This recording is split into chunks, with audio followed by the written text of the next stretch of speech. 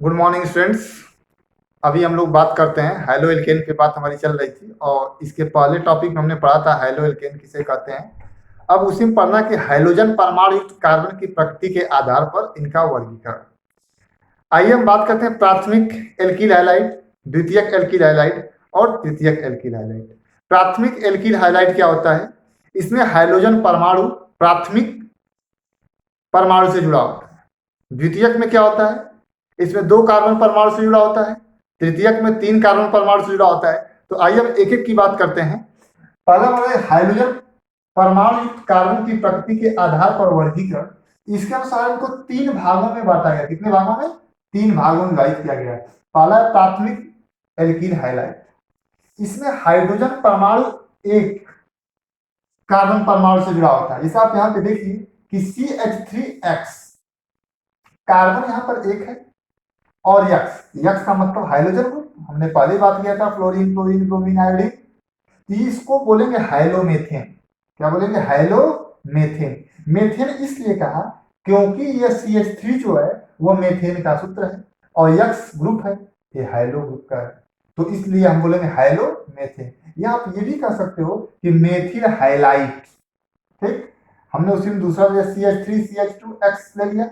High-low ethane या ethyl highlight, क्योंकि CH3 एक कार्बन 2 कार्बन। और आईपीएससी के जन्म श्रृंखला में आपको बताया गया है कि आईपीएससी में जब कार्बन 2 होता है तो वहां पे एथ होता है, तो एथ धन ए बराबर एथेन, क्योंकि CnH2n प्लस 2। यहां से देखो 3 2 5 और कार्बन 1 1 2, यानी C2H2 प्लस 1, यह एन ग्रुप हो गया और यक्स जुड़ा है, इसलिए हम बोलेंगे हाइलो हाइलो एथेन, या कह सकते हो कि एथिल हाइलाइट। द्वितीयक हाइलाइट में क्या है? इसमें 2 कार्बन परमाणु जुड़ा है। जैसे देखिए यहाँ पर CH3 है और इस CH के साथ एक ग्रुप जुड़ा है जो हमारा हाइड्रोजन ग्रुप है X, और यहाँ पर CH3, इसलिए इसको बोलेंगे क्या? 2 हाइलो प्रोपेन। क्या बोलेंगे? 2 हाइलो प्रोपेन, क्योंकि जन्म की श्रृंखला में देखो इधर से काउंटिंग करो तो कार्बन दूसरे नंबर पे आएगा और इधर से भी काउंटिंग करो तो दूसरे नंबर पे कार्बन आएगा। ठीक है, तीसरे की बात करते हैं, इसमें 3 से जुड़ता है। देखिए R R और X। अभी आप देखिए इस R का मतलब क्या है और इस X का मतलब क्या है। X का मतलब जानते हो फ्लोरीन क्लोरीन ब्रोमीन आयोडीन, और R क्या? एल्किल ग्रुप है, CnH2n प्लस 1, यानी आप कह सकते हो, इसको हम लिख सकते हैं कि CnH2n प्लस 1। इस सूत्र के आधार पर आप कार्बन की श्रृंखला को रख करके इस R के प्लेस पर आप पुट कर सकते हो, और यहाँ पर यक्स पे क्या करोगे आप? फ्लोरीन क्लोरीन ब्रोमीन और आयोडीन रखते हैं। इसके बाद हम लोगों को इसमें बात करना है, क्योंकि तृतीयक हाइलाइट के बाद संकरण के आधार पर वर्गीकरण। और संकरण क्या होता है? संकरण के बारे में आपको बता दूं, ऑर्बिटलों का अतिव्यापन ही संकरण कहलाता है।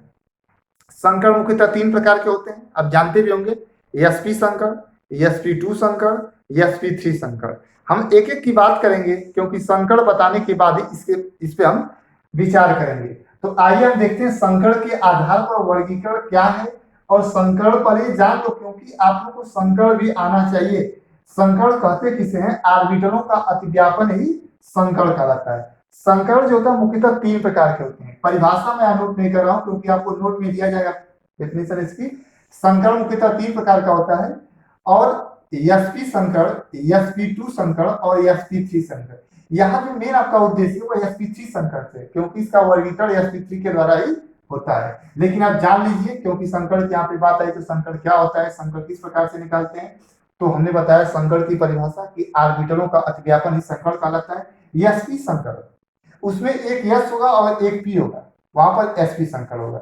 जहां पर एक s और 2 p, वहां पर sp2 संकरण। जहां एक s और 3 p, यानी जिस नंबर में 4 आएगा वहां पे sp3 संकरण होगा, जहां 3 आएगा वहां sp2 होगा, और जहां 2 आएगा वहां sp संकरण। निकालने की विधि या देख लीजिए, हाइब्रिडेशन का फार्मूला मैं आपको बताया था कि 1/2 v प्लस m।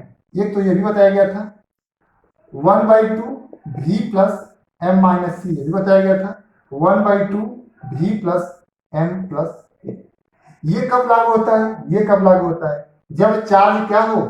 प्लस हो, आयन। जब माइनस हो तो ये फॉर्मूला लगाते हो, और बिना चार्जेबल होता तो आप ये लगाते हो। जैसे कोई पूछ ले तुमसे कि CH4 किस प्रकार का संकर है।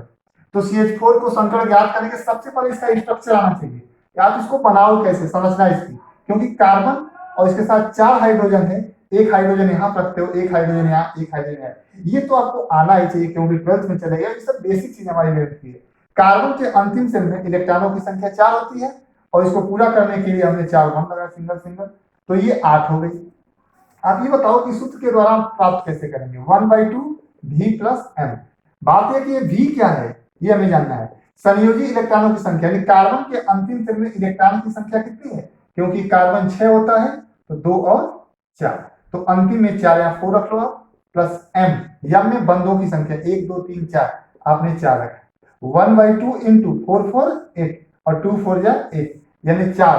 हमने कहा था कि sp3, क्योंकि एक यस का होगा 3 p का होगा, यानी ये sp3 संकर हुआ। इसी तरह से आप देखोगे कि sp3 संकर, sp2 संकर, ठीक है। अभी कोई कहे तुमसे कि NH3, ये सूत्र होता है अमोनिया का, यहां बात करते हो तो 1/2 V प्लस M, तो 1/2 नाइट्रोजन, नाइट्रोजन के अंतिम सेल में 5 इलेक्ट्रॉन, M यहाँ पे 3 होगा, तो 1/2 और 5 3 8, यानी 1/2 इंटू 8 और 2 4 जा 8, यहाँ पे कितना आएगा 4 आएगा। यहाँ भी 4 है, इसलिए यहाँ भी क्या होगा sp3 संकर। हम इस पे बहुत देर तक बात नहीं करेंगे, बस एक और देख लीजिए RS का, क्योंकि हमारे में संकर का थोड़ा सा यहाँ पे उपयोग हुआ है ऐसे। अभी तुमसे कोई कह दे कि NH4 प्लस, ठीक, किसी लड़के ने हमसे पूछा भी था कुछ ही दिन पहले, NH4 प्लस की बात करते हैं तो 1/2 V plus M, charge plus है इसलिए माइनस का फॉर्मूला लगेगा, लिखोगे 1/2 नाइट्रोजन। ये ध्यान दो, जो लड़के नहीं जानते हो ध्यान से देखो, क्योंकि नाइट्रोजन का इलेक्ट्रॉनिक विन्यास बनाओगे तो 2 और 5 होगा, अंतिम कक्षा में 5 इलेक्ट्रॉन, इसलिए हम यहाँ पे 5 रखते हैं, प्लस M, यम का मतलब बंद कितना है 4, क्योंकि 4 से जुड़ेगा आप 4, और चार्ज प्लस 1 इसलिए माइनस 1 हो जाएगा, 1/2 और 5 4 9 और 9 से घटाओ तो क्या आएगा 8 और 2 4 जा 1, यानी यहाँ भी 4 आएगा, इसलिए क्या होगा sp3 संकर। यानी जहां तक उम्मीद है कि संकर आपको निकालना आ रहा होगा। संकर किस प्रकार से निकालते हैं ये आपको बात समझा।